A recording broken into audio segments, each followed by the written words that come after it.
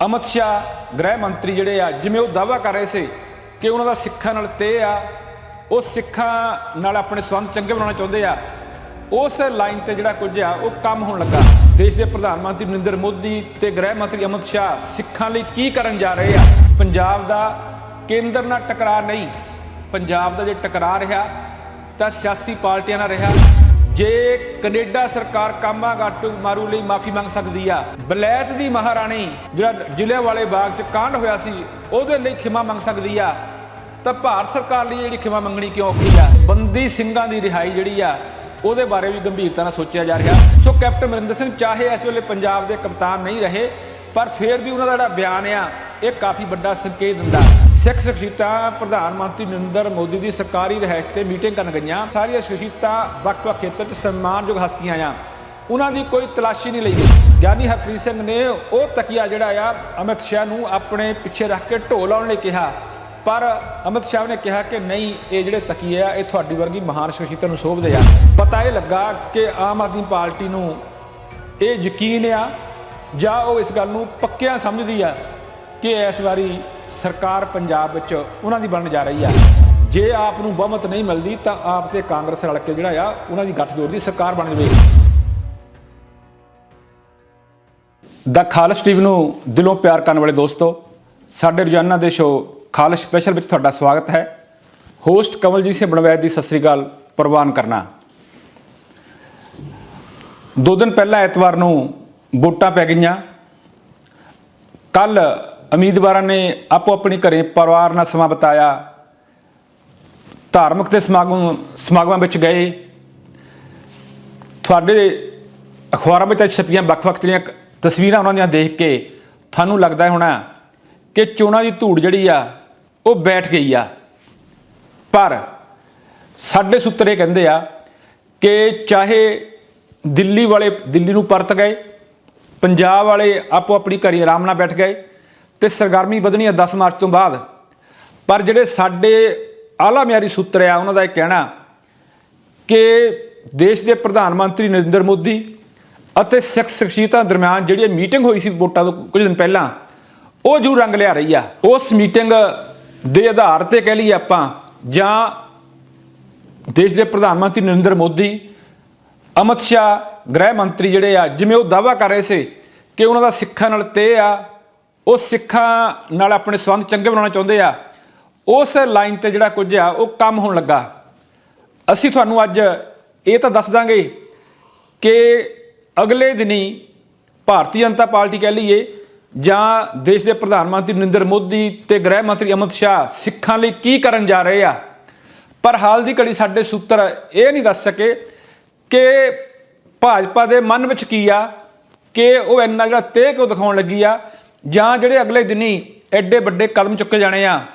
उन्हां दे पिछे की मनशा आ। पर तुहाडे नाल मेरा वादा रहा कि तुहानूं असीं भारतीय जनता पार्टी जिहड़ी मनशा आ वो भी किसी न किसी वेले दस देंगे कि सारा कुछ क्यों हो रहा। पर इत्थे एक जिहड़ी गल जरूर कहनी चाहांगा वो ये कि 1947 तो बाद सिखां नूं पंजाबियां नूं नित जिहड़ियां मुहिमां दा सामना करना पिया। कहा जाता रहा कि पंजाब दा केंद्र नाल टकरा रहा, पंजाब दा केंद्र नाल टकरा नहीं, पंजाब दा जे टकरा रहा तो सियासी पार्टियां नाल रहा।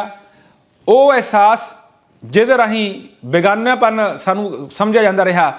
उहदे नाल जिहड़ी साडी आ टक्कर रही आ। पर हुण जिहड़ी सिख नेतावां सिख शख्सियतां दी संतां महापुरुषां की मीटिंग हुई है देश के प्रधानमंत्री नाल, जां फिर गृह मंत्री ने जिहड़ी एक बंद कमरा मीटिंग की सी अकाल तख्त के जथेदार ज्ञानी हरप्रीत सिंह नाल,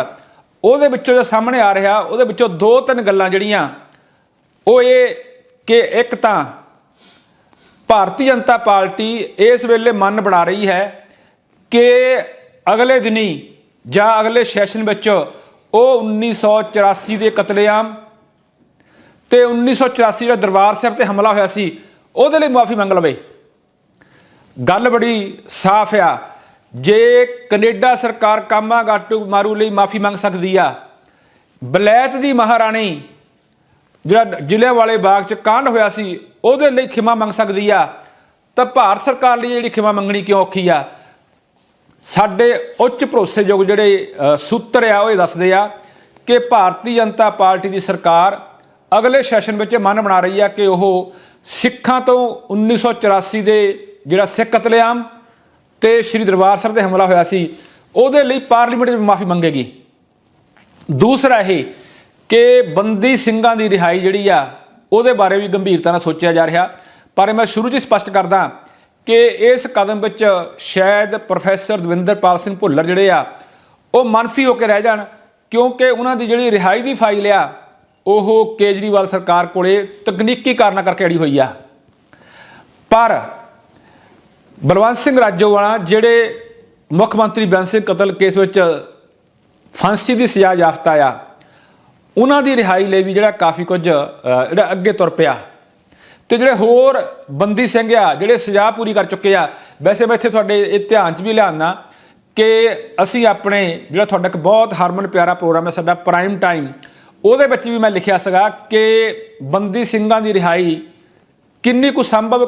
ਸੰਭਵ ਉਹਦੇ ਵਿੱਚ ਮੈਂ ਬੜਾ ਸਪਸ਼ਟ ਕੀਤਾ ਸੀ ਕਿ ਜੇ ਸਰਕਾਰ ਦੀ ਨੀਅਤ ਸਾਫ਼ ਹੋਵੇ ਤਾਂ ਸੂਬਾ ਸਰਕਾਰਾਂ ਕੋਲ ਬੰਦ ਨਜ਼ਰਬੰਦਾਂ ਨੂੰ ਗਵਰਨਰ ਕੋਲ ਇਖਤਿਆਰ ਹੈ ਰਿਹਾ ਕਰਨ ਦਾ, ਤੇ ਜਿਹੜੇ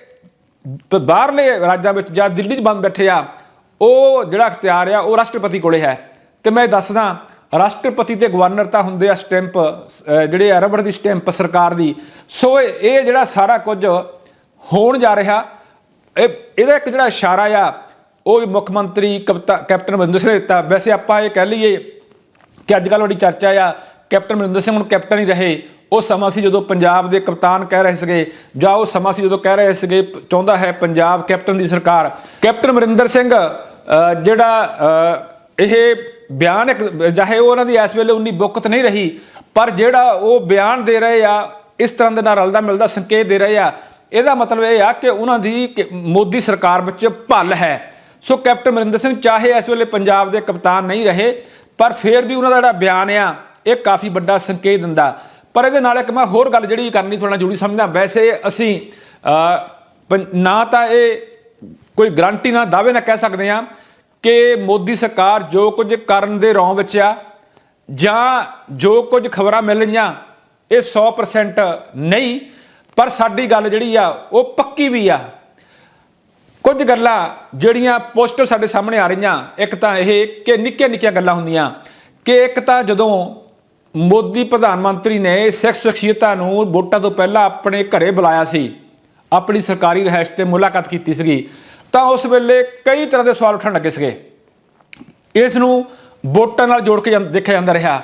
ਪਰ ਜੋ ਉਸ ਸਮੇਂ ਜਿਵੇਂ ਸਿੱਖ ਜਿਹੜੇ ਸ਼ਖਸੀਅਤਾਂ ਆ ਉਹਨਾਂ ਨੂੰ ਮਾਨ ਸਨਮਾਨ ਦਿੱਤਾ ਗਿਆ, ਉਸ ਤੋਂ ਜਿਹੜੀ ਇੱਕ ਝਲਕ ਪੈਂਦੀ ਸੀ ਇਹ ਕਿ ਮੋਦੀ ਸਰਕਾਰ ਜਾਂ ਭਾਜਪਾ ਸਰਕਾਰ ਜਿਹੜੀ ਆ, ਜਿਵੇਂ ਇੱਕ ਹੋਰ ਵੀ ਖਬਰ ਆ ਰਹੀ ਆ ਕਿ RSS ਜਿਹੜੀ ਆ ਉਹ ਸਿੱਖਾਂ ਨਾਲ ਸੰਬੰਧ ਖਰਾਬ ਨਹੀਂ ਕਰਨਾ ਚਾਹੁੰਦੀ। ਪਰ ਮੈਂ ਇੱਥੇ ਇੱਕ ਇਹ ਵੀ ਗੱਲ ਕਹਿਦਾ ਕਿ ਸਿੱਖ ਕਦੋਂ ਚਾਹੁੰਦੇ ਸਨ ਕਿ RSS ਨਾਲ ਸੰਬੰਧ ਸਿੱਖਾਂ ਦੇ ਖਰਾਬ ਹੋਣ? ਇਹ ਤਾਂ ਜਿਹੜਾ ਆ ਸਾਰਾ ਕੁਝ ਜਿਵੇਂ ਵਰਤਾਰਾ ਹੁੰਦਾ ਰਿਹਾ ਤਿਵੇਂ ਵਾਪਰਦਾ ਰਿਹਾ। ਪਰ ਇੱਕ ਗੱਲ ਜਿਹੜੀ ਮੈਂ ਗੱਲ ਸ਼ੁਰੂ ਕੀਤੀ ਸੀ ਉਹ ਇਹ ਕਿ ਜਦੋਂ ਸਿੱਖ ਸ਼ਖਸੀਅਤਾਂ ਪ੍ਰਧਾਨ ਮੰਤਰੀ ਨਰਿੰਦਰ ਮੋਦੀ ਦੀ ਸਰਕਾਰੀ ਰਿਹਾਇਸ਼ ਤੇ ਮੀਟਿੰਗ ਕਰਨ ਗਈਆਂ ਤਾਂ ਉਸ ਵੇਲੇ ਇਹਨਾਂ ਵਿੱਚੋਂ ਕਿਸੇ ਵੀ ਸ਼ਖਸੀਅਤ ਦੀ, ਮੈਂ ਫਿਰ ਦੱਸਦਾ ਕਿ ਸਾਰੀਆਂ ਸ਼ਖਸੀਅਤਾਂ ਵੱਖ-ਵੱਖ ਖੇਤਰ 'ਚ ਸਨਮਾਨਯੋਗ ਹਸਤੀਆਂ ਆ, ਉਹਨਾਂ ਦੀ ਕੋਈ ਤਲਾਸ਼ੀ ਨਹੀਂ ਲਈ ਗਈ। ਸਭ ਤੋਂ ਵੱਡਾ ਜਿਹੜਾ ਕਿ ਕਿਹਾ ਜਾਣਾ ਕਿ ਜਿਹੜਾ ਇੱਕ ਵੱਡਾ ਮਾਣ ਦਿੱਤਾ ਗਿਆ ਉਹਦੀ ਚਰਚਾ ਕਰਨੀ ਬਣਦੀ ਆ ਕਿ ਇਹਨਾਂ ਸ਼ਖਸੀਅਤਾਂ ਦੀ ਤਲਾਸ਼ੀ ਨਹੀਂ ਲਈ ਗਈ। ਦੂਜੀ ਗੱਲ ਇਹ ਕਿ ਜਿਹੜੇ ਸ਼ਖਸੀਅਤਾਂ ਜਿਹੜੀਆਂ ਸਨਮਾਨਿਤ ਹਸਤੀਆਂ ਪ੍ਰਧਾਨ ਮੰਤਰੀ ਨੂੰ ਮਿਲਣ ਗਈਆਂ ਉਹਨਾਂ ਵਿੱਚੋਂ 3-4 ਦੇ ਕੋਲ 3-3 ਫੁੱਟੀ ਸ਼੍ਰੀ ਸਾਹਿਬ ਸੀ, ਤੇ ਉਹ ਸ਼੍ਰੀ ਸਾਹਿਬ ਜਿਹੜੀ ਆ ਉਹ ਬਾਹਰ ਨਹੀਂ ਰਖਵਾਈ ਗਈ, ਨਾ ਉਹਨਾਂ ਨੂੰ ਕਿਹਾ ਗਿਆ। ਤੇ ਇਹ ਵੀ ਵੱਡੀ ਗੱਲ ਇਹ ਕਿ ਪ੍ਰਧਾਨ ਮੰਤਰੀ ਦੇ ਕੋਲੇ ਕੋਈ ਐਡੀ ਵੱਡੀ ਸਿਕਿਉਰਿਟੀ ਨਹੀਂ ਸੀਗੀ ਕਿ ਜਿਹੜਾ ਉਹ ਇਹ ਸਮਝਿਆ ਜਾਂਦਾ ਕਿ ਇਹ ਕਿਰਪਾਨਾਂ ਜਿਹੜੀਆਂ ਆ ਉਹ ਖਤਰਾ ਨਹੀਂ ਹੋ ਸਕਦੀਆਂ। ਪਰ ਇੱਕ ਗੱਲ ਸਾਰੀ ਇਹ ਹੈ ਕਿ ਜਿਹੜਾ ਮਾਹੌਲ ਆ ਉਹ ਬੜਾ ਸਦਭਾਵਨਾ ਵਾਲਾ ਬਣਾਇਆ ਗਿਆ। ਸੋ ਇਹ ਤੋਂ ਬਿਨਾਂ ਇੱਕ ਜਿਹੜੀ ਹੋਰ ਵੱਡੀ ਗੱਲ ਇਹ ਕਿ ਜਦੋਂ ਪ੍ਰਧਾਨ ਮੰਤਰੀ ਦੇ ਘਰ ਇਹ ਸਾਰੇ ਸਿੱਖ ਸ਼ਖਸੀਅਤਾਂ ਜਿਹੜੀਆਂ ਹਸਤੀਆਂ ਮਿਲਣ ਗਈਆਂ ਤਾਂ ਨਰਿੰਦਰ ਮੋਦੀ ਨੇ ਸਭ ਨੂੰ 2-4 ਮਿੰਟ ਸਮਾਂ ਦੇ ਕੇ ਹਰ ਇੱਕ ਨਾਲ ਜਿਹੜੀ ਆ ਆਪਣੀ ਨਿੱਜੀ ਜਾਣ ਪਛਾਣ ਕਰਾਈ, ਤੁਰਫ ਕਰਾਇਆ। ਤੇ ਉਹਦੋਂ ਬਾਅਦ ਪ੍ਰਧਾਨ ਮੰਤਰੀ ਨੇ ਕੁਝ ਵੀ ਕਹਿਣ ਤੋਂ ਪਹਿਲਾਂ ਇਹਨਾਂ ਸ਼ਖਸੀਅਤਾਂ ਵਿੱਚੋਂ ਇੱਕ ਪ੍ਰਤੀਨਿਧ ਨੂੰ ਜਿਹੜਾ ਮੌਕਾ ਦਿੱਤਾ ਕਿ ਉਹ ਸਿੱਖਾਂ ਦੀਆਂ ਸਮੱਸਿਆਵਾਂ ਦੱਸੇ, ਉਹ ਇਹ ਦੱਸੇ ਕਿ ਜਿਹੜੇ ਸਿੱਖ ਆ ਉਹ ਆਪਣੇ ਆਪ ਨੂੰ ਬੇਗਾਨਾ ਮਹਿਸੂਸ ਕਿਉਂ ਕਰਦੇ ਆ, ਜਾਂ ਭਾਰਤੀ ਜਨਤਾ ਪਾਰਟੀ ਕੇਂਦਰ ਸਰਕਾਰ ਉਹਨਾਂ ਲਈ ਕੀ ਕਰ ਸਕਦੀ ਆ ਕਿ ਜਿਹੜੇ ਸਬੰਧ ਆ ਉਹ ਬੜੇ ਸੁਖਾਲੇ ਹੋ ਜਾਣ। ਸੋ ਪਤਾ ਇਹ ਲੱਗਾ ਕਿ ਜਿਹੜੀਆਂ ਇੱਕ ਦੋ ਮੰਗਾਂ ਰੱਖੀਆਂ ਗਈਆਂ ਤੇ ਉਹਨਾਂ ਵਿੱਚ ਜਿਹੜੀ ਇੱਕ ਮੁੱਖ ਮੰਗ ਇਹ ਵੀ ਸੀਗੀ ਕਿ 1984 ਦੇ ਕਤਲੇਆਮ ਤੇ ਦਰਬਾਰ ਸਾਹਿਬ ਦੇ ਹਮਲੇ ਲਈ ਮਾਫੀ ਮੰਗੀ ਜਾਵੇ। ਇਹ ਸਾਡੇ ਸੂਤਰ ਦੱਸਦੇ ਆ ਕਿ ਪ੍ਰਧਾਨ ਮੰਤਰੀ ਨੇ ਇਹਦੇ ਲਈ ਹਾਮੀ ਭਰੀ ਆ। ਤੇ ਜਿਹੜੀ ਇੱਕ ਸਿੱਖ ਵੱਖਰੀ ਸਿੱਖ ਕੌਮ ਤਾਂ ਆਪਾਂ ਨਹੀਂ ਕਹਿ ਸਕਦੇ, ਜਿਹੜੀ ਇੱਕ ਸਿੱਖਾਂ ਦੀ ਵੱਖਰੀ ਪਛਾਣ ਆ ਉਹ ਜਿਹੜਾ ਮੁੱਦਾ ਆ ਉਹ ਵੀ ਉਭਾਰਿਆ ਗਿਆ ਤੇ ਪ੍ਰਧਾਨ ਮੰਤਰੀ ਨੇ ਉਹ 'ਤੇ ਵੀ ਕੋਈ ਜਿਹੜੀ ਆ ਟੂੰ-ਟਿੱਚਰ ਨਹੀਂ ਕੀਤੀ ਹੈਗੀ। ਇਸ ਤੋਂ ਵੀ ਇੱਕ ਜਿਹੜੀ ਹੋਰ ਅੱਗੇ ਗੱਲ ਇਹ ਆ ਕਿ ਗੱਲਾਂ ਆਪਾਂ ਸਿਰਫ ਜਿਹੜਾ ਆ ਮਾਹੌਲ ਕਿਵੇਂ ਸਦਭਾਵਨਾ ਵਾਲਾ ਬਣਾਇਆ ਜਾ ਰਿਹਾ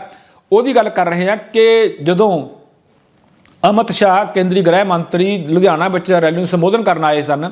ਉਸ ਤੋਂ ਬਾਅਦ ਉਹ ਦਰਬਾਰ ਸਾਹਿਬ ਅੰਮ੍ਰਿਤਸਰ ਮੱਥਾ ਟੇਕ ਕੇ ਮਿਲੇ ਸਨ ਸ਼੍ਰੀ ਅਕਾਲ ਤਖ਼ਤ ਸਾਹਿਬ ਦੇ ਜਥੇਦਾਰ ਗਿਆਨੀ ਹਰਪ੍ਰੀਤ ਸਿੰਘ ਨੂੰ। ਪਤਾ ਇਹ ਲੱਗਾ ਕਿ ਗਿਆਨੀ ਹਰਪ੍ਰੀਤ ਸਿੰਘ ਨੇ ਉਹਨਾਂ ਕੋਲੇ ਜਿਹੜੀਆਂ ਮੰਗਾਂ ਰੱਖੀਆਂ ਉਹ ਮੰਗਾਂ ਉਹਨਾਂ ਨੇ ਚਾਹੇ ਪੂਰੀ ਤਰ੍ਹਾਂ ਹਾਮੀ ਨਹੀਂ ਭਰੀ ਪਰ ਇੱਕ ਬੜੇ ਸਦਭਾਵਨਾ ਜਿਹੜਾ ਮਾਹੌਲ ਆ ਉਹਦੇ ਵਿੱਚ ਗੱਲ ਹੋਈ। ਪਰ ਇੱਥੇ ਮੈਂ ਇੱਕ ਗੱਲ ਹੋਰ ਕਰ ਦੇਵਾਂ, ਇਹ ਸਾਡੇ ਆਲਾ ਮਿਆਰੀ ਸੂਤਰ ਇਹ ਵੀ ਕਹਿੰਦੇ ਆ ਕਿ ਜਦੋਂ ਬੰਦ ਕਮਰਾ ਮੀਟਿੰਗ ਹੋ ਰਹੀ ਸੀ ਜਥੇਦਾਰ ਅਤੇ ਅਮਿਤ ਸ਼ਾਹ ਦਰਮਿਆਨ, ਉਸ ਵੇਲੇ ਕੁਝ ਹੋਰ ਸ਼ਖਸੀਅਤਾਂ ਵੀ ਮੌਜੂਦ ਸਨ। ਉਹਨਾਂ 'ਚੋਂ ਇੱਕ ਸ਼ਖਸੀਅਤ ਨੇ ਸਾਨੂੰ ਇਹ ਦੱਸਿਆ ਕਿ ਗਿਆਨੀ ਹਰਪ੍ਰੀਤ ਸਿੰਘ ਨੇ ਜਿਹੜਾ ਆਪਣੇ ਪਿੱਛੇ ਇੱਕ ਗੋਲ ਗੋਲ ਤਕੀਆ ਰੱਖਿਆ ਹੁੰਦਾ, ਤੁਸੀਂ ਉਹੋ ਜਿਹਾ ਗੋਲ ਗੋਲ ਤਕੀਆ ਦੇਖਿਆ ਹੋਣਾ ਜਦੋਂ ਮੁਗਲ ਬਾਦਸ਼ਾਹਾਂ ਦੀਆਂ ਫੋਟੋਆਂ ਮਿਲਦੀਆਂ ਉਹਨਾਂ ਦੇ ਕੋਲ ਵੀ ਹੁੰਦਾ, ਤਾਂ ਗਿਆਨੀ ਹਰਪ੍ਰੀਤ ਸਿੰਘ ਨੇ ਉਹ ਤਕੀਆ ਜਿਹੜਾ ਆ ਅਮਿਤ ਸ਼ਾਹ ਨੂੰ ਆਪਣੇ ਪਿੱਛੇ ਰੱਖ ਕੇ ਢੋਲ ਲਾਉਣ ਲਈ ਕਿਹਾ। ਪਰ ਅਮਿਤ ਸ਼ਾਹ ਨੇ ਕਿਹਾ ਕਿ ਨਹੀਂ, ਇਹ ਜਿਹੜੇ ਤਕੀਏ ਆ ਇਹ ਤੁਹਾਡੀ ਵਰਗੀ ਮਹਾਨ ਸ਼ਖਸੀਅਤਾਂ ਨੂੰ ਸੋਭਦੇ ਆ। ਸੋ ਇਹ ਜਿਹੜਾ ਇੱਕ ਆਪਾਂ ਕਹਿ ਲਈਏ ਕਿ ਸਦਭਾਵਨਾ ਵਾਲੀਆਂ ਗੱਲਾਂ ਆ, ਜਾਂ ਅਮਿਤ ਸ਼ਾਹ ਵੱਲੋਂ ਜਿਹੜਾ ਗਿਆਨੀ ਹਰਪ੍ਰੀਤ ਸਿੰਘ ਨੂੰ ਇਹ ਸਨਮਾਨ ਦੇਣਾ, ਇਹ ਕਿਤੇ ਨਾ ਕਿਤੇ ਇਸ ਵੇਲੇ ਸੰਕੇਤ ਕਰਦਾ ਕਿ ਭਾਜਪਾ ਤੇ ਕੇਂਦਰ ਸਰਕਾਰ ਸਿੱਖਾਂ ਨੂੰ ਪਲੋਸਣਾ ਚਾਹੁੰਦੀ ਆ, ਸਿੱਖਾਂ ਨਾਲ ਸੰਬੰਧ ਜਿਹੜੇ ਉਹ ਚੰਗੇ ਬਣਾਉਣਾ ਚਾਹੁੰਦੀ ਆ। ਕਿਉਂ ਬਣਾਉਣੇ ਚਾਹੁੰਦੀ ਆ ਮੈਂ ਤੁਹਾਡੇ ਨਾਲ ਪਹਿਲਾਂ ਵਾਅਦਾ ਕੀਤਾ ਕਿ ਅਸੀਂ ਤੁਹਾਨੂੰ ਜ਼ਰੂਰ ਦੱਸਾਂਗੇ। ਪਰ ਇਹਦੇ ਨਾਲ ਇੱਕ ਹੋਰ ਗੱਲ ਜਿਹੜੀ ਕਰਨੀ ਬਣਦੀ ਆ ਕਿ ਨਰਿੰਦਰ ਮੋਦੀ ਜਿਹੜੇ ਉਹ ਵੀ ਪੰਜਾਬ ਵਿੱਚ ਆਏ ਆ, ਉਹਨਾਂ ਦੇ ਸਿਰ ਤੇ ਜਦੋਂ ਵੀ ਦਸਤਾਰ ਸਜਾਈ ਜਾਂਦੀ ਸੀ ਤਾਂ ਉਹ ਕੁਝ ਮਿੰਟਾਂ ਸਕਿੰਟਾਂ ਵਿੱਚ ਹੀ ਦਸਤਾਰ ਉਤਾਰ ਕੇ ਪਾਸੇ ਰੱਖ ਦਿੰਦੇ ਸੀ। ਪਰ ਇਸ ਵਾਰੀ ਇਹ ਪਹਿਲੀ ਵਾਰ ਹੋਇਆ ਜਦੋਂ ਨਰਿੰਦਰ ਮੋਦੀ ਪੰਜਾਬ ਦੀ ਫੇਰੀ ਤੇ ਆਏ, ਉਹਨਾਂ ਨੇ ਰੈਲੀ ਨੂੰ ਸੰਬੋਧਨ ਕੀਤਾ ਜਲੰਧਰ, ਤੇ ਘੰਟਾ ਡੇਢ ਘੰਟਾ ਰੁਕੇ ਪਰ ਉਹਨਾਂ ਨੇ ਜਿਹੜੀ ਦਸਤਾਰ ਹੈ ਆਪਣੇ ਸਿਰ ਤੇ ਸਜਾ ਕੇ ਰੱਖੀ। ਗੱਲ ਅਮਿਤ ਸ਼ਾਹ ਦੀ ਕਰ ਲਈਏ, ਅਮਿਤ ਸ਼ਾਹ ਵੀ ਜਦੋਂ ਜਹਾਜ਼ ਵਿੱਚ ਉਤਰੇ ਲੁਧਿਆਣਾ ਰੈਲੀ ਵੇਲੇ ਤਾਂ ਉਹਨਾਂ ਨੇ ਸਿਰ ਤੇ ਦਸਤਾਰ ਸਜਾਈ ਹੋਈ ਸੀ। ਉੱਥੋਂ ਲੈ ਕੇ ਅੰਮ੍ਰਿਤਸਰ ਜਾਣ ਤੱਕ ਤੇ ਮੁੜ ਕੇ ਜਹਾਜ਼ ਵਿੱਚ ਬੈਠਣ ਤੱਕ, ਦਿੱਲੀ ਪਰਤਣ ਤੱਕ ਉਹਨਾਂ ਨੇ ਸਿਰ ਤੇ ਜਿਹੜੀ ਆਪਣੀ ਦਸਤਾਰ ਆ ਉਹ ਸਜਾਈ ਰੱਖੀ। ਸੋ ਇਹ ਸਾਰੀਆਂ ਜਿਹੜੀਆਂ ਗੱਲਾਂ ਆ ਇਹ ਇੰਝ ਲੱਗਦੀਆਂ ਕਿ ਇੱਕ ਜਿਹੜਾ ਮਾਹੌਲ ਆ ਉਹ ਚੰਗਾ ਬਣ ਰਿਹਾ ਤੇ ਇਸ ਮਾਹੌਲ ਦਾ ਅਸੀਂ ਘੱਟੋ ਘੱਟ ਸਵਾਗਤ ਕਰਦੇ ਹਾਂ। ਪਰ ਇੱਥੇ ਇੱਕ ਜਿਹੜਾ ਬਲਵੰਤ ਸਿੰਘ ਰਾਜੋਆਣਾ ਦਾ ਜਿਹੜਾ ਬਿਆਨ ਆ, ਜਦੋਂ ਉਹ ਆਪਣੇ ਪਿਤਾ ਦੇ ਸੰਸਕਾਰ ਤੋਂ ਬਾਅਦ ਭੋਗ ਤੇ ਆਏ ਸੀਗੇ ਤਾਂ ਉਹਨਾਂ ਨੇ ਇੱਕ ਅਪੀਲ ਕੀਤੀ ਸੀ ਕਿ ਸ਼੍ਰੋਮਣੀ ਅਕਾਲੀ ਦਲ ਨੂੰ ਜਿਤਾਇਆ ਜਾਵੇ। ਹੁਣ ਇਹ ਮੈਨੂੰ ਲੱਗਦਾ ਕਿ ਕੀ ਇਹ ਜਿਹੜਾ ਉਹਨਾਂ ਦਾ ਬਿਆਨ ਸੀਗਾ ਇਹ ਵੀ ਇਸ ਸਾਰੇ ਵਰਤਾਰੇ ਵੱਲ ਜਿਹੜਾ ਆ ਉਹ ਸੰਕੇਤ ਕਰਦਾ, ਕਿਉਂਕਿ ਜਥੇਦਾਰ ਜਗਤਾਰ ਸਿੰਘ ਹਵਾਰਾ ਮਤਵਾਜੀ ਜਥੇਦਾਰ ਨੇ, ਤੇ ਹੋ ਸਕਦਾ ਕਿ ਅਕਾਲੀ ਦਲ ਭਾਰਤੀ ਜਨਤਾ ਪਾਰਟੀ ਦੇ ਇਸ਼ਾਰੇ ਤੇ ਜਾਂ ਸ਼੍ਰੋਮਣੀ ਕਮੇਟੀ ਜਿਹੜੀ ਆ ਉਹ ਭਾਰਤੀ ਜਨਤਾ ਪਾਰਟੀ ਦੇ ਇਸ਼ਾਰੇ ਤੇ ਉਵੇਂ ਰਾਜੋਆਣਾ ਨੂੰ ਸ਼੍ਰੀ ਅਕਾਲ ਤਖ਼ਤ ਸਾਹਿਬ ਦਾ ਜਥੇਦਾਰ ਜਾਂ ਕਿਸੇ ਤਖ਼ਤ ਜਥੇਦਾਰ ਬਣਾ ਦੇਵੇ, ਜਿਵੇਂ ਮਰਹੂਮ ਗੁਰਚਰਨ ਸਿੰਘ ਟੌਹੜਾ ਨੇ ਭਾਈ ਰਣਜੀਤ ਸਿੰਘ ਜਥੇਦਾਰ ਨੂੰ ਜੇਲ੍ਹ ਵਿੱਚ ਹੁੰਦਿਆਂ ਹੀ ਜਿਹੜੀ ਜਥੇਦਾਰੀ ਸੌਂਪ ਦਿੱਤੀ ਸੀ। ਸੋ ਇਹ ਜਿਹੜਾ ਸਾਰਾ ਕੁਝ ਆ ਨਾ ਜੀ, ਇਹ ਇਸ ਵੇਲੇ ਵੋਟਾਂ ਤੋਂ ਬਾਅਦ ਪੰਜਾਬ ਵਿੱਚ ਜਿਹੜੀ ਉਮੀਦਵਾਰ ਆ ਉਹ ਆਰਾਮ ਕਰਨ ਲੱਗੇ ਆ, ਧੂੜ ਜਿਹੜੀ ਆ ਉਹ ਚੋਣਾਂ ਵਾਲੀ ਬੈਠ ਗਈ। ਤਸਵੀਰਾਂ ਤੁਹਾਨੂੰ ਦੇਖਣ ਨੂੰ ਮਿਲ ਰਹੀਆਂ ਕਿ ਕੋਈ ਉਮੀਦਵਾਰ ਆਪਣੇ ਕਿਸੇ ਨਾਲ ਖੇਡ ਰਿਹਾ, ਕਿਸੇ ਨਾਲ ਖੇਡ ਰਿਹਾ, ਪਰ ਜਿਹੜੀ ਦਿੱਲੀ ਦੀ ਸਿਆਸਤ ਆ ਉਹ ਚੋਣਾਂ ਬਾਅਦ ਠੰਡੀ ਨਹੀਂ ਹੋਈ। ਤੇ ਅਸੀਂ ਇਹ ਕਾਮਨਾ ਕਰਾਂਗੇ, ਇਹ ਚਾਹਾਂਗੇ ਕਿ ਜੇ ਭਾਰਤੀ ਜਨਤਾ ਪਾਰਟੀ ਸੱਚਮੁੱਚ ਹੀ ਇਸ ਪਾਸੇ ਨੂੰ ਪਹਿਲ ਕਦਮੀ ਕਰਨ ਲੱਗੀ ਆ ਤਾਂ ਸਿੱਖ ਇਹਦਾ ਸਵਾਗਤ ਕਰਨਗੇ। ਤੇ ਮੈਂ ਇੱਥੇ ਇਹ ਵੀ ਕਹਿਦਾ ਕਿ ਇਹ ਕਦੋਂ ਮੌਕਾ ਵਾਪਰਿਆ ਜਦੋਂ ਸਿੱਖ ਕਿਸੇ ਵੀ ਦੂਜੀ ਕੌਮ ਨਾਲ ਜਾਂ ਕਿਸੇ ਵੀ ਸਰਕਾਰ ਨਾਲ ਜਿਹੜੇ ਆ ਉਹ ਸੰਬੰਧ ਵਿਗਾੜਨਾ ਚਾਹੁੰਦੇ ਸਨ। ਜੇ ਭਾਰਤੀ ਜਨਤਾ ਪਾਰਟੀ ਸੱਚਮੁੱਚ ਹੀ ਸਿੱਖਾਂ ਨੂੰ ਜਿਹੜਾ ਉਹਨਾਂ ਦਾ ਇੱਥੇ ਬਣਦਾ ਸਥਾਨ ਆ ਦੇ ਦੇਵੇ, ਉਹਨਾਂ ਦੀ ਜਿਹੜੀ ਮੰਗਾਂ ਆ ਉਹ ਮੰਨ ਲਵੇ, ਸੰਵਿਧਾਨ ਮੁਤਾਬਕ ਜੋ ਬਾਕੀ ਨਾਗਰਿਕਾਂ ਨੂੰ ਅਧਿਕਾਰ ਆ ਉਹ ਅਧਿਕਾਰ ਜਿਹੜੇ ਆ ਉਹ ਦੇ ਦਿੱਤੇ ਜਾਣ ਸਿੱਖਾਂ ਨੂੰ, ਤਾਂ ਸਿੱਖਾਂ ਨੂੰ ਕੀ ਲੋੜ ਆ ਕਿ ਉਹ ਕੇਂਦਰ ਨਾਲ ਜਾਂ ਕਿਸੇ ਸਿਆਸੀ ਪਾਰਟੀ ਨਾਲ ਟਕਰਾ ਰੱਖਣ। ਅਸੀਂ ਆਸ ਕਰਦੇ ਹਾਂ ਕਿ ਜੋ ਸਾਡੇ ਸੋਰਸ ਕਹਿੰਦੇ ਆ, ਜੋ ਸਾਡੇ ਸੂਤਰ ਕਹਿੰਦੇ ਆ, ਉਹ ਪੱਕੇ ਤਾਂ ਹੈ ਹੀ ਹੈ, ਪਰ ਵਧੀਆ ਗੱਲ ਇਹ ਆ ਕਿ ਜੇ ਇਹ ਮਸਲਾ ਜਿਹੜਾ ਆ ਹੋਰ ਨਾ ਲਟਕੇ, ਹੋਰ ਜਿਹੜਾ ਆ ਇਸ ਪਾਸੇ ਨੂੰ ਪਹਿਲ ਕਦਮੀ ਜਿਹੜੀ ਆ ਉਹ ਛੇਤੀ ਹੋਵੇ। ਸੋ ਜਿਹੜੀ ਆਪਾਂ ਇੱਕ ਹੋਰ ਗੱਲ ਕਰਨੀ ਸੀ ਉਹ ਇਹ ਜ਼ਰੂਰੀ ਕਿ ਭਾਰਤੀ ਜਨਤਾ ਪਾਰਟੀ ਦਿੱਲੀ ਵਿੱਚ ਸਰਗਰਮ ਆ, ਪਰ ਆਮ ਆਦਮੀ ਪਾਰਟੀ ਦਿੱਲੀ ਬੈਠ ਕੇ ਪੰਜਾਬ ਵਿੱਚ ਸਰਗਰਮ ਆ। ਪਤਾ ਇਹ ਲੱਗਾ ਕਿ ਆਮ ਆਦਮੀ ਪਾਰਟੀ ਨੂੰ ਇਹ ਯਕੀਨ ਆ ਜਾਂ ਉਹ ਇਸ ਗੱਲ ਨੂੰ ਪੱਕਿਆਂ ਸਮਝਦੀ ਆ ਕਿ ਇਸ ਵਾਰੀ ਸਰਕਾਰ ਪੰਜਾਬ ਵਿੱਚ ਉਹਨਾਂ ਦੀ ਬਣਨ ਜਾ ਰਹੀ ਆ। ਸਾਡੇ ਇਸ ਜਿਹੜਾ ਵਰਤਾਰੇ ਨਾਲ ਜੁੜੇ ਜਿਹੜੇ ਸਾਡੇ ਸੂਤਰ ਆ, ਸਾਡੇ ਜਿਹੜੇ ਆਪਣੇ ਜਿਹੜੇ ਆਪਾਂ ਕਹਿ ਲਈਏ ਕਿ ਸਾਰੀਆਂ ਸਿਆਸੀ ਪਾਰਟੀਆਂ ਵਿੱਚ ਸਾਡੇ ਆਪਣੇ ਭਰੋਸੇਯੋਗ ਜਿਹੜੇ ਸਰੋਤ ਹੁੰਦੇ ਆ, ਉਹਨਾਂ ਦਾ ਇਹ ਕਹਿਣਾ ਆ ਕਿ ਆਮ ਆਦਮੀ ਪਾਰਟੀ ਆਪਣੀ ਜਿੱਤ ਨੂੰ ਲੈ ਕੇ ਇੰਨੀ ਕੁ ਯਕੀਨੀ ਆ ਜਾਂ ਸਰਕਾਰ ਬਣਾਉਣ ਵਿੱਚ ਇੰਨੀ ਕਾਹਲੀ ਪੈ ਗਈ ਕਿ ਉਹ ਤਾਂ ਇਸ ਵੇਲੇ ਕਿਸ ਵਿਧਾਇਕ ਨੂੰ ਮੰਤਰੀ ਬਣਾਉਣਾ, ਕਿਸ ਵਜ਼ੀਰ ਨੂੰ ਕਿਹੜਾ ਮਹਿਕਮਾ ਦੇਣਾ, ਸਰਕਾਰ ਬਣਨ ਤੋਂ ਬਾਅਦ ਡਾਇਰੈਕਟਰ ਜਨਰਲ ਪੁਲਿਸ ਕੌਣ ਲਾਇਆ ਜਾਊਗਾ, ਚੀਫ ਸੈਕਟਰੀ ਦਾ ਜਿਹੜਾ ਅਹੁਦਾ ਆ ਉਹ ਕਿਸ ਨੂੰ ਦੇਣਾ, ਤੇ ਇਸ ਤੋਂ ਜਾ ਕੇ ਐਡਵੋਕੇਟ ਜਨਰਲ ਪੰਜਾਬ ਜਿਹੜਾ ਆ ਉਹ ਪੰਜਾਬ ਕੌਣ ਹੋਊਗਾ, ਇਸ ਤੱਕ ਜਿਹੜੀ ਆ ਉਹ ਸਲਾਹ ਮਸ਼ਵਰੇ ਕੀਤਾ ਜਾਣ ਲੱਗਿਆ ਆਪਣੇ ਪੱਧਰ ਤੇ ਚੰਡੀਗੜ੍ਹ ਜਾ ਕੇ ਵੀ ਜਿਹੜੀਆਂ ਇਹ ਕਨਸੋਆਂ ਲੈਣੀਆਂ ਸ਼ੁਰੂ ਕਰਤੀਆਂ, ਜਾਂ ਇਹ ਜਿਹੜੇ ਉਹਨਾਂ ਦੇ ਇੱਥੇ ਕਿ ਸਰਕਾਰ 'ਚ ਖੈਰਫਾ ਬੈਠੇ ਆ ਉਹਨਾਂ ਨਾਲ ਸੰਪਰਕ ਵੀ ਹੋ ਗਿਆ ਤੇ ਪੁੱਛਣਾ ਵੀ ਸ਼ੁਰੂ ਕਰਤਾ ਕਿ ਕਿਹਨੂੰ ਕਿਹੜਾ ਅਹੁਦਾ ਦਿੱਤਾ ਜਾਵੇ ਉਹ ਚੰਗਾ ਰਹੇਗਾ। ਮੈਂ ਇੱਥੇ ਦੱਸਦਾ ਕਿ ਪਿਛਲੀ ਵਾਰ ਵੀ 2017 ਦੀਆਂ ਚੋਣਾਂ ਵਿੱਚ ਜਦੋਂ ਆਮ ਆਦਮੀ ਪਾਰਟੀ ਦੇ ਹੱਕ 'ਚ ਕਾਫੀ ਹਵਾ ਸੀ ਤੇ ਆਮ ਆਦਮੀ ਪਾਰਟੀ ਉਦੋਂ ਵੀ ਸਮਝ ਬੈਠੀ ਸੀਗੀ ਕਿ ਜਿਹੜੇ ਉਹਨਾਂ ਦੀ ਜਿੱਤ ਯਕੀਨੀ ਆ, ਤੇ ਆਮ ਆਦਮੀ ਪਾਰਟੀ ਨੇ ਉਦੋਂ ਵੀ ਕਾਲ ਵਿੱਚ ਆ ਕੇ ਇਹੋ ਕੁਝ ਸ਼ੁਰੂ ਕੀਤਾ ਸੀ। ਉਸ ਵੇਲੇ ਵੀ ਰਿਜ਼ਲਟ ਆਉਣ ਤੋਂ ਪਹਿਲਾਂ ਹੀ ਵਜ਼ੀਰੀਆਂ ਵੰਡਣੀਆਂ ਸ਼ੁਰੂ ਹੋ ਗਈਆਂ ਸੀਗੀਆਂ। ਉਸ ਵੇਲੇ ਵੀ ਪਹਿਲਾਂ ਕਿਹਨੂੰ ਕੌਣ ਤਾਇਨਾਤ ਕਰਨਾ ਇਹ ਸ਼ੁਰੂ ਹੋ ਗਿਆ ਸੀ। ਇਸ ਵਾਰੀ ਵੀ ਭਗਵੰਤ ਮਾਨ ਦੀ ਇੱਕ ਜਿਹੜੇ ਉਮੀਦਵਾਰ ਹੈਗੇ ਨੇ ਮੁੱਖ ਮੰਤਰੀ ਦੇ ਚਿਹਰੇ ਨੇ, ਉਹਨਾਂ ਦੀ ਇੱਕ ਵੀਡੀਓ ਵਾਇਰਲ ਹੋ ਰਹੀ ਆ, ਜਿਹੜੇ ਕਿਸੇ ਆਪਣੇ ਖਾਸ ਬੰਦੇ ਨਾਲ ਗੱਲ ਕਰਦੇ ਆ, ਕਹਿੰਦੇ ਆ ਕਿ ਮੈਂ ਮੁੱਖ ਮੰਤਰੀ ਬਣਨ ਤੋਂ ਬਾਅਦ ਫਿਕਰ ਨਾ ਕਰ, ਤੈਨੂੰ ਇੱਕ ਅਜਿਹਾ ਅਹੁਦਾ ਦੇਵਾਂਗਾ ਜਿਹੜਾ ਵਜ਼ਾਰਤ ਤੋਂ ਵੀ ਉੱਤੇ ਹੋਵੇਗਾ, ਜਿਹੜਾ ਉਹਨਾਂ ਦੇ ਸਰਕਾਰ ਦੇ ਮੰਤਰੀਆਂ ਤੋਂ ਵੀ ਉੱਤਰਲਾ ਸਨਮਾਨ ਰੱਖਦਾ ਹੋਵੇਗਾ। ਸੋ ਇਹ ਜਿਹੜੀ ਉਹਨਾਂ ਦੀ ਵੀਡੀਓ ਆ ਇਹ ਵੀ ਜਿਹੜੀ ਕਿ ਪੁਸ਼ਟੀ ਕਰਦੀ ਆ ਕਿ ਉਹ ਸਰਕਾਰ ਜਿਹੜੇ ਬਣਾਉਣ ਲਈ ਕਾਫੀ ਕਾਹਲੇ ਆ। ਤੇ ਇੱਕ ਜਿਹੜੀ ਖਬਰ ਦੇ ਚੱਲਦਿਆਂ ਇੱਕ ਹੋਰ ਸੂਚਨਾ ਮਿਲੀ ਆ, ਉਹ ਇਹ ਕਿ ਕਿਉਂਕਿ ਦੇਖੋ ਜੇ ਸਾਨੂੰ ਇਸ ਗੱਲ ਦੀ ਸੂਹ ਆ ਕਿ ਭਾਰਤੀ ਜਨਤਾ ਪਾਰਟੀ ਸਿੱਖਾਂ ਨਾਲ ਜਿਹੜਾ ਆ ਉਹ ਸੰਬੰਧ ਰੱਖਣ ਚੰਗੇ ਬਣਾਉਣੇ ਚਾਹੁੰਦੀ ਆ, ਜਾਂ ਇਹ ਵੀ ਜਿਹੜੀਆਂ ਕਨਸੂਆਂ ਆ ਕਿ ਹੋ ਸਕਦਾ ਭਾਰਤੀ ਜਨਤਾ ਪਾਰਟੀ ਤੇ ਸ਼੍ਰੋਮਣੀ ਅਕਾਲੀ ਦਲ ਚੋਣਾਂ ਜਿੱਤਣ ਤੋਂ ਬਾਅਦ ਇਕੱਠੇ ਹੋ ਜਾਣ, ਜੇ ਉਹ ਬਹੁਮਤ ਦੇ ਨੇੜੇ ਹੋਈ। ਫਿਰ ਮੈਂ ਇੱਥੇ ਇੱਕ ਹਰਦੀਪ ਸਿੰਘ ਪੁਰੀ ਜਿਹੜੇ ਕੈਬਨਿਟ ਮੰਤਰੀ ਉਹਨਾਂ ਦਾ ਬਿਆਨ ਦੱਸਦਾ। ਉਹਨਾਂ ਨੇ ਕਿਹਾ ਕਿ ਜੇ ਅਸੀਂ ਅੱਧੀਆਂ ਸੀਟਾਂ ਜਿੱਤ ਗਏ ਤਦ ਵੀ ਸਰਕਾਰ ਬਣਾ ਲਾਂਗੇ। ਸੋ ਇਹ ਕਨਸੂਆਂ ਜੇ ਸਾਡੇ ਤੱਕ ਪਹੁੰਚ ਰਹੀਆਂ ਤਾਂ ਕੁਦਰਤੀ ਆ ਇਹ ਕਨਸੂਆਂ ਕਾਂਗਰਸ ਜਾਂ ਆਮ ਆਦਮੀ ਪਾਰਟੀ ਤੱਕ ਵੀ ਹੋਣਗੀਆਂ। ਤੇ ਇੱਕ ਹੁਣੇ ਜਿਹੜੀ ਸੂਚਨਾ ਮੈਨੂੰ ਕਿਸੇ ਮਿੱਤਰ ਨੇ ਦੱਸੀ ਆ ਇਹ ਕਿ ਹੋ ਸਕਦਾ ਪੰਜਾਬ ਵਿੱਚ ਜੇ ਆਪ ਨੂੰ ਬਹੁਮਤ ਨਹੀਂ ਮਿਲਦੀ ਤਾਂ ਆਪ ਤੇ ਕਾਂਗਰਸ ਰਲ ਕੇ ਜਿਹੜਾ ਆ ਉਹਨਾਂ ਦੀ ਗੱਠਜੋੜ ਦੀ ਸਰਕਾਰ ਬਣ ਜਾਵੇ, ਕਿਉਂਕਿ ਇਹ ਤਜਰਬਾ ਦਿੱਲੀ ਵਿੱਚ ਹੋ ਚੁੱਕਾ। ਜਦੋਂ ਪਹਿਲੀ ਵਾਰੀ ਸ਼ੀਲਾ ਦੀਕਸ਼ਿਤ ਨੂੰ ਦਿੱਲੀ 'ਚ ਹਰਾਇਆ ਗਿਆ ਸੀ ਉਦੋਂ ਅਰਵਿੰਦ ਕੇਜਰੀਵਾਲ ਨੇ ਕਾਂਗਰਸ ਨਾਲ ਮਿਲ ਕੇ ਸਰਕਾਰ ਬਣਾਈ ਸੀ, ਚਾਹੇ ਚੱਲੀ ਉਹ ਸਿਰਫ 49 ਦਿਨ ਸੀ। ਸੋ ਹੋ ਸਕਦਾ ਇਹ ਜਿਹੜਾ ਗੱਠਜੋੜ ਆ ਸੰਭਾਵਿਤ ਅਕਾਲੀ ਦਲ ਤੇ ਭਾਜਪਾ ਦਾ ਮੁੜ ਇਕੱਠਿਆ ਹੋਣ ਦਾ, ਉਹਨੂੰ ਰੋਕਣ ਲਈ ਕਾਂਗਰਸ ਤੇ ਆਪ ਆਦਮੀ ਪਾਰਟੀ ਜਿਹੜੇ ਹੱਥ ਮਿਲਾਉਣ। ਪਰ ਮੈਂ ਇੱਥੇ ਗੱਲ ਹੋਰ ਕਹਿਦਾ ਕਿ ਇੱਕ ਮੈਨੂੰ ਬਿਨਾਂ ਨਾਂ ਦੱਸਦਾ ਕਿ ਮੈਨੂੰ ਇੱਕ ਕਿਸੇ ਆਮ ਆਦਮੀ ਪਾਰਟੀ ਦੇ ਉਮੀਦਵਾਰ ਦਾ ਫੋਨ ਆਇਆ,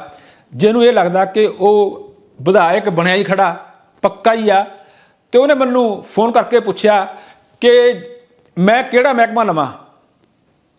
ਕਿਹੜਾ ਮਹਿਕਮਾ ਜਿਹੜਾ ਆ ਉਹ ਚੰਗਾ ਰਹੇਗਾ।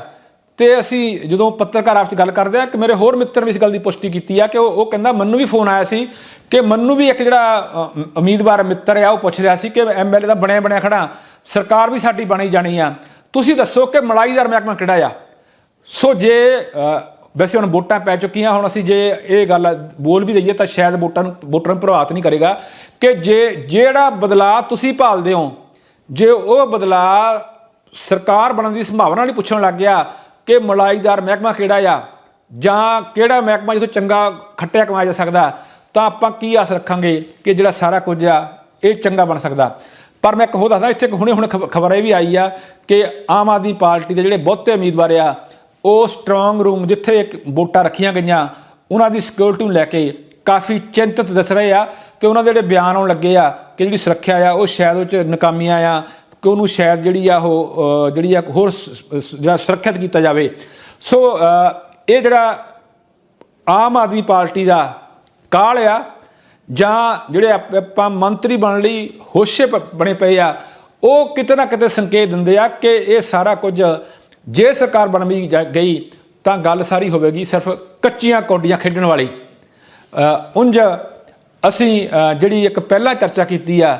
ਉਹ ਚਰਚਾ ਅੱਜ ਦੇ ਸ਼ੋਅ ਵਿੱਚ ਵਧੇਰੇ ਮਹੱਤਤਾ ਰੱਖਦੀ ਆ ਕਿ ਜੇ ਸਿੱਖ ਜਿਹੜੇ ਆਪਣੇ ਹੀ ਦੇਸ਼ ਕਦੇ ਕਦੇ ਬੇਗਾਨੇਪਨ ਦਾ ਅਹਿਸਾਸ ਮਹਿਸੂਸ ਕਰਦੇ ਆ ਜਾਂ ਸਿੱਖ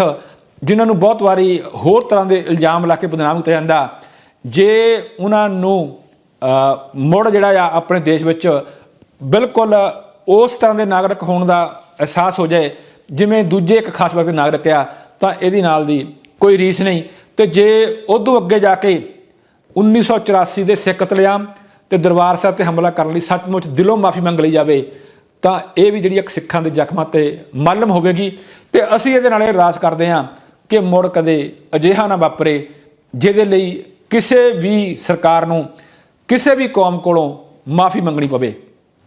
ਸੋ ਇੰਨੀ ਕੋਈ ਜਿਹੜੀ ਅਰਦਾਸ ਹੈ ਸਾਡੀ ਰਜੋਈ ਆ, ਇਹਦੇ ਨਾਲ ਅੱਜ ਜਿਹੜੀ ਆ ਸ਼ੋਅ ਆ ਇਹ ਸਮਾਪਤ ਕਰਦੇ ਹਾਂ। ਕੱਲ੍ਹ ਨੂੰ ਕੁਝ ਨਵੀਆਂ ਖਬਰਾਂ ਲੈ ਕੇ